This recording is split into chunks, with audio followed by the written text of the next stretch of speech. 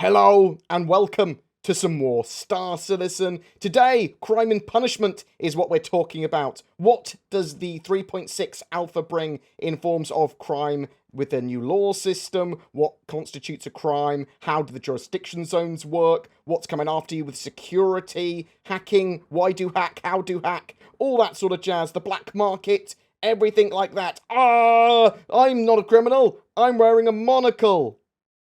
Oh my god, the FOIP here is criminal. Look, it's just...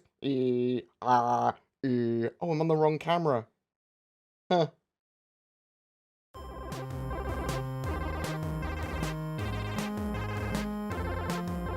There are lots of crimes in Alpha 3.6 now, and they roughly fall into three categories. Crimes can be misdemeanors, which are enforced via fines. Fines are automatically deducted from your Alpha UEC in-game when you're detected doing an appropriate crime. There's also felonies, and these are more punishing offences which will result in a player being engaged by hostile AI and bounty hunters and getting a crime rating, as well as potentially larger fines.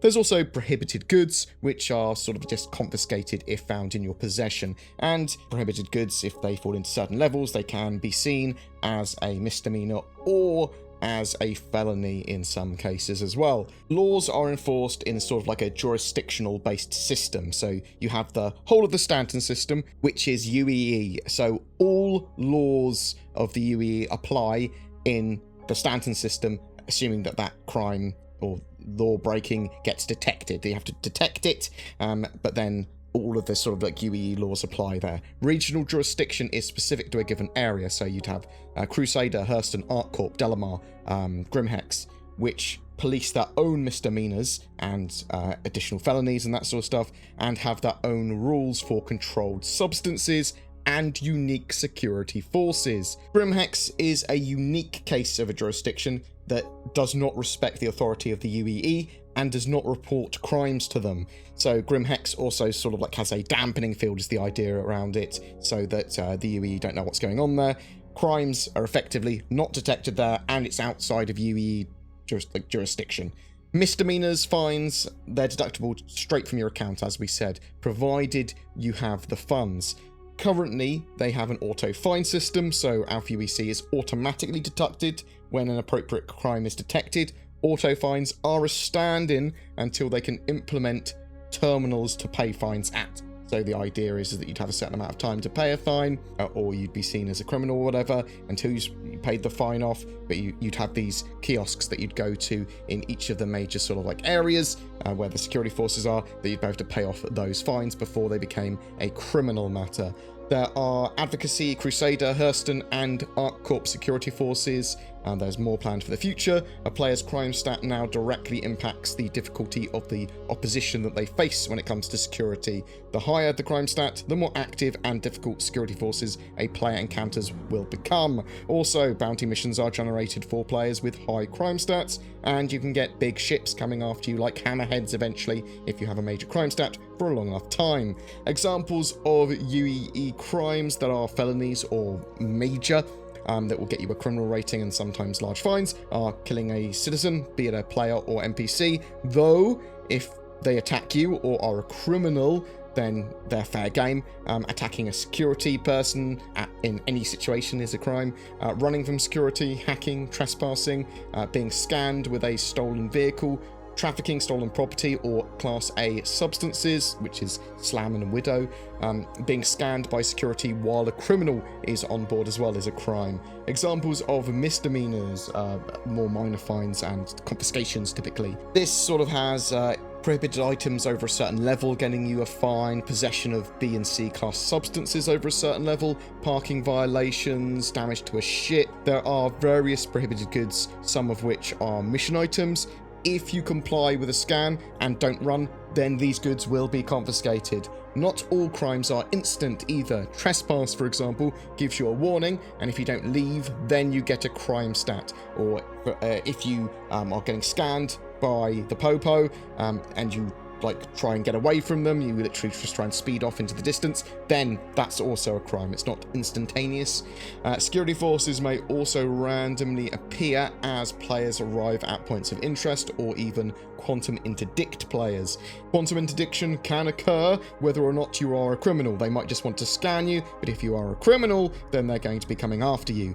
If the player encounters these forces and is a felon or in possession of a ship that's been reported stolen, another player has made an insurance claim on it, is basically how that works, they will then immediately be attacked. If not, the player will be requested to halt and submit to a scan on the ship-to-ship comms. So you do have time to respond to that effectively, and to get scanned, all you've got to do is stop moving. The player has a little leeway, but if they fail to stop in time and they get out of range of their scanning ships, then they'll get a crime stat and be attacked. As part of the black market system now, stolen goods and illegal commodities or narcotics can only be sold at less than reputable locations, like the new scrapyard locations for stolen goods.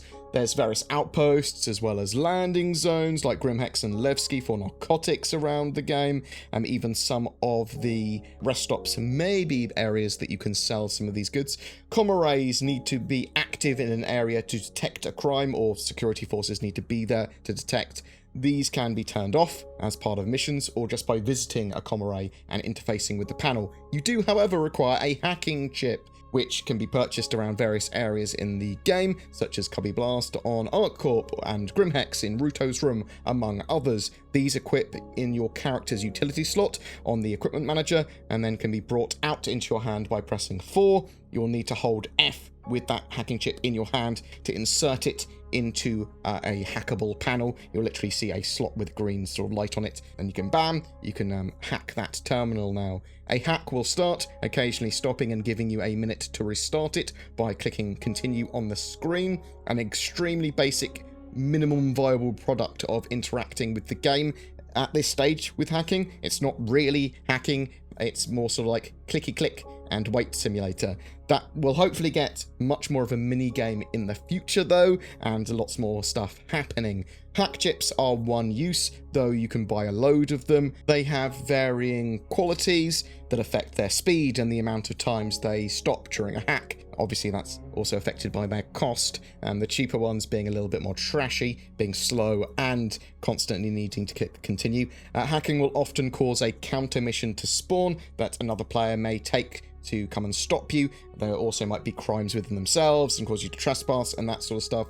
Once a hack is complete, you can then turn off a comm array by interacting with the panel again, and then bam, you can turn that off.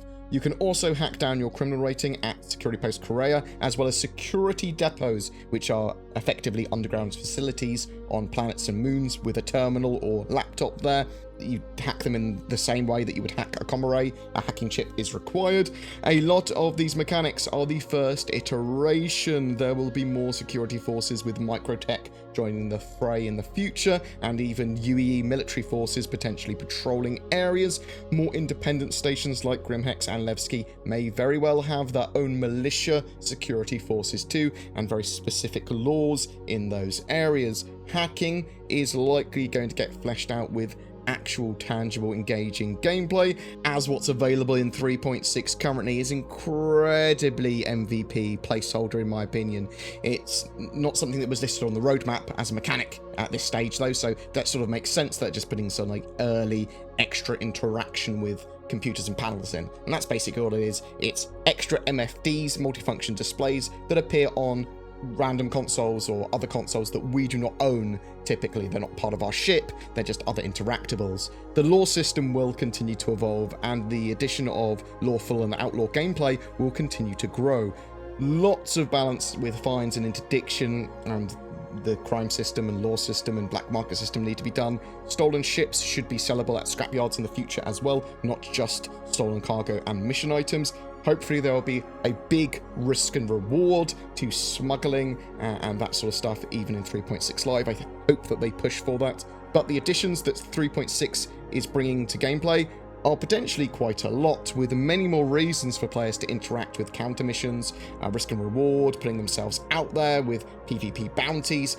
Escorts are much more likely to happen now, and players scanning other people's ships. You press tab, you bring out your scanner, you hold left click on a ship, and you will scan that ship, and you'll be able to see what cargo it's got eventually. So maybe you'll get people that take it upon themselves to track down smugglers. That said, at the moment, players scanning another player and detecting goods or stolen items doesn't give that other player a criminal rating necessarily. So sort of bear that in mind. Hopefully they'll add that in the near future.